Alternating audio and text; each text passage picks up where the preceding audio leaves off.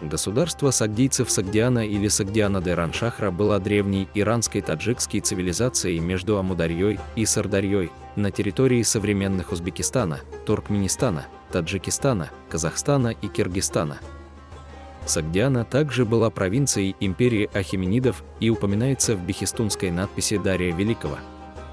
В VIII веке до нашей эры здесь была основана столица государства – Мараканда, Самарканд.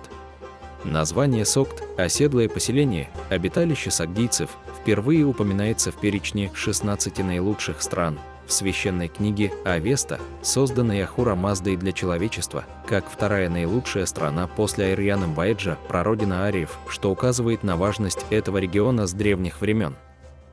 Этноним Сугд, сопровождающий в текстах Авесты топоним Гаум, исследователи возводят либо к общеиранский Сухта, очищенный огнем, чистый, святой,